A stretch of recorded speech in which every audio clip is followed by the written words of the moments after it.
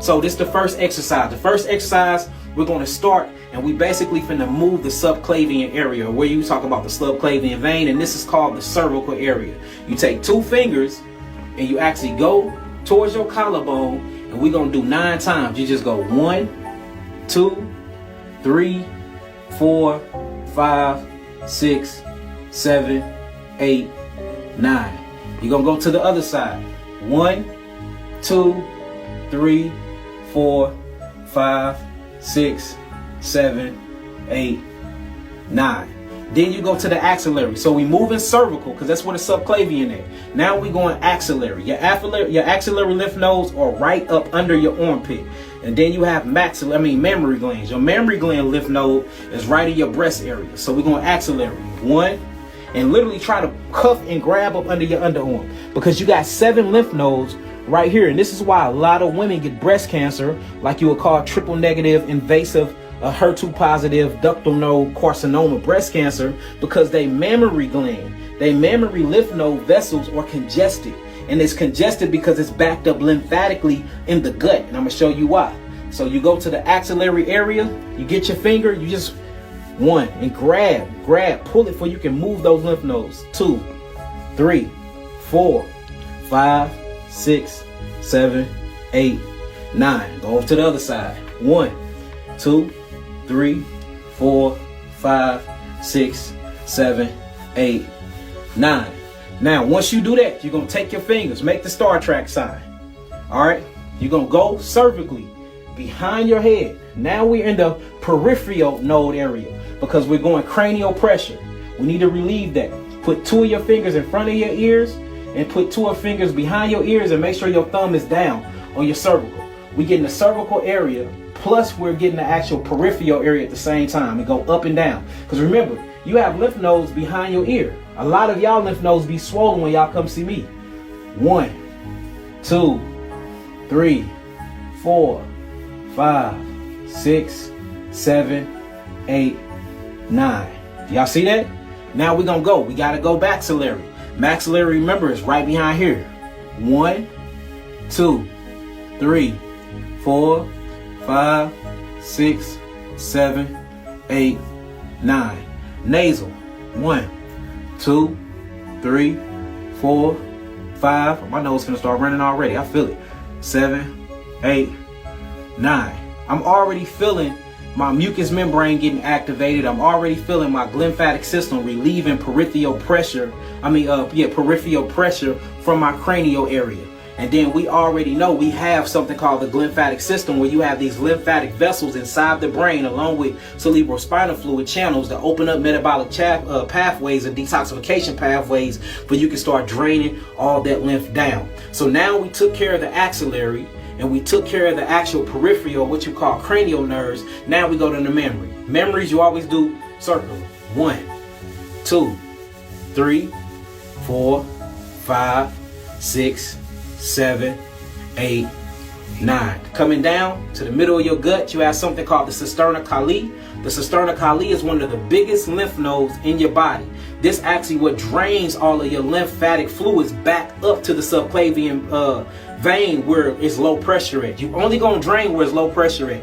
Your low pressure is always underneath your collarbone. So you take your hands like this, put it on your stomach, up and down. 1, 2, 3, 4, 5, 6, 7, 8, 9, 10. Take 2 of your hands, get your fingers, go down. 1, 2, 3, 4, 5, 6, 7, 8, 9, 10. Take those same fingers, go up, because we want to move this node. 1, 2, 3, 4, 5, 6, 7, 8, 9, 10.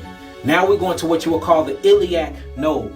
The iliac node is a part of the small intestines, and this is called, what they call it, the Peyer's patches. If y'all want to look it up, the iliac lymph node, or the Peyer's patches, is right here on your left side, up and down. 1, 2, 3, 4, 5, 6, 7, 8, 9, 10. All right. Now we're gonna move all the way over, because now we got to go to the pelvic nodes, because you have pelvic.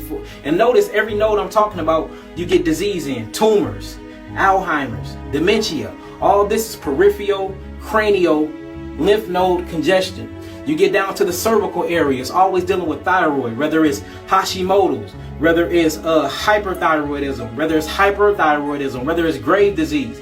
This is always dealing with that. Whether we're talking about epilepsy, seizures, that's dealing with what? Peripheral. That's dealing with what? Cranial. Now we're saying that all the thyroid and the parathyroid issue is dealing with cervical congestion in the lymph node. Then you go down, maxillary, breast cancer, congestive heart failure. You see that? Respiratory illnesses. Then we go down to the gut. That's where all disease really root from, because you at 95, they say 85, but it's really 95% of your so-called lymphatic, your immune system, which I call your lymphatic defense system, is in the actual gut. So you got the pelvic area, you have the Peyer's patches, you have the iliac nodes, you have all these different lymphatic tissues or lymphatic associated tissues within the gut. You have to move the gut. So now we're in the pelvic, going up and down. 1, 2, 3, 4, 5, 6, 7, 8, 9. And the reason why we in the pelvic area, because that's where what at? Your appendix. Your appendix is what you will call a gut associated lymphatic tissue. It's called the GOAT. And all of this is associated with the gut. So what we moving now is the GOAT, the gut associated lymphatic tissues. Now we have to go to what you will call the inguinal, the inguinode. And the inguinode lymph nodes is right between is right on the creases of your groin. Notice if the inguinoid lymph nodes get congested, STDs, swollen prostate, yeast infections, everything go wrong with the reproductive organ. So you spread your legs, you get your fingers, you go through them. 1, 2, 3, 4, 5, 6, 7, 8, 9. Then you got to go back to something called the popliteal. The popliteal node, which is behind the knees. You bend down. 1, 2, 3, 4, 5, 6, 7, 8, 9.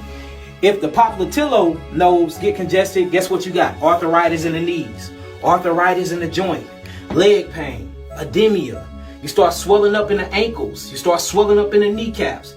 You start busting lymphatic capillaries.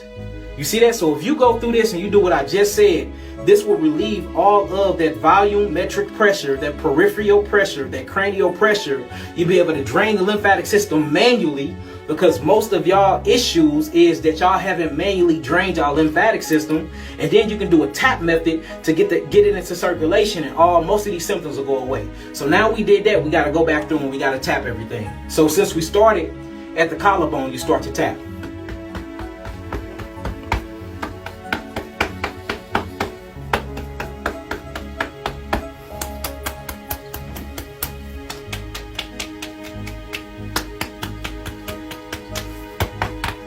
You tap everything, you massage.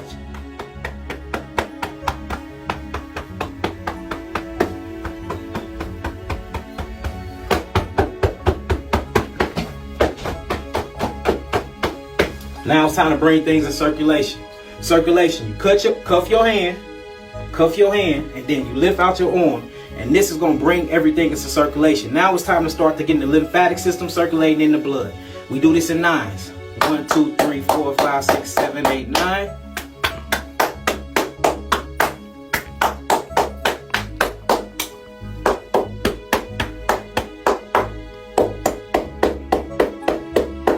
Three times. The monks do this all the time. The monks at Shaolin Temple.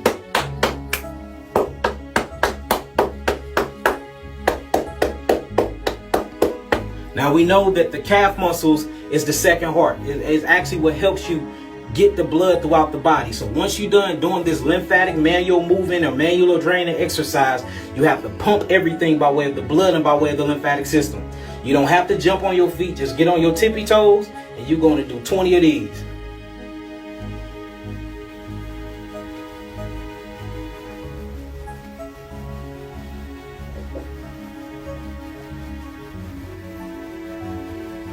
Because the calf muscle is going to pump all that blood back up into my cervical area, back up into that subclavian vein.